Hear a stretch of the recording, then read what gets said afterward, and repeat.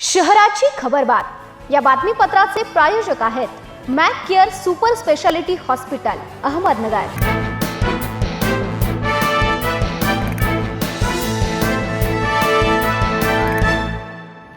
नमस्कार, मी साक्षी न्यूज 24 सह्याद्रीमध्ये तुमचं स्वागत। पाहूया अहिल्यानगर शहरातील महत्त्वपूर्ण बातम्यांचा आढावा शहराची खबरबातमध्ये।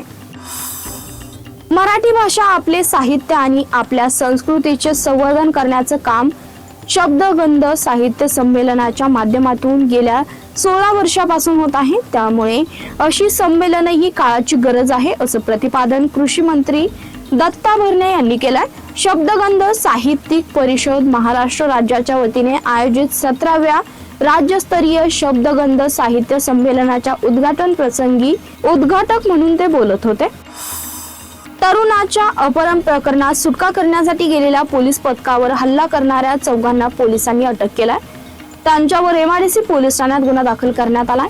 पोलीस अंमलदार खंडू शिंदे यांनी फिर्याद दिली आहे। दरम्यान अटकेतील चौघांना न्यायालयाने 2 दिवसांची पोलीस कोठडी सुनावली आहे। तरुणांच्या अपहरण प्रकरणी अहिल्यानगर तालुका पोलीस ठाण्यात दुसरा गुन्हा दाखल करण्यात आलाय।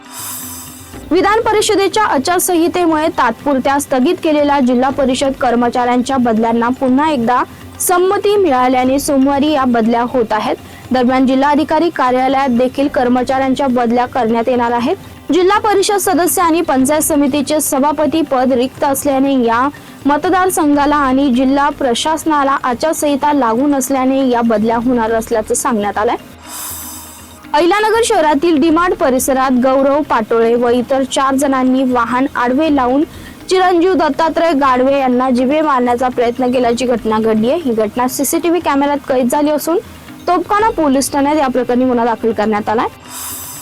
चावडी उपनगरात 2 युवतींचा पाठलाग करून त्यांना अश्लील बोलून विनयभंग केल्याच्या घटनेत स्थानिक गुन्हे शाखेने कारवाई करत एका तरुणास ताब्यात घेतलाय।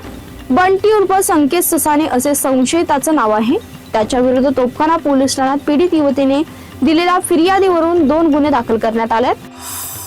शहराची खबरबातमध्ये इथे सांगतो, तुम्ही पाहता न्यूज 24 सह्याद्री।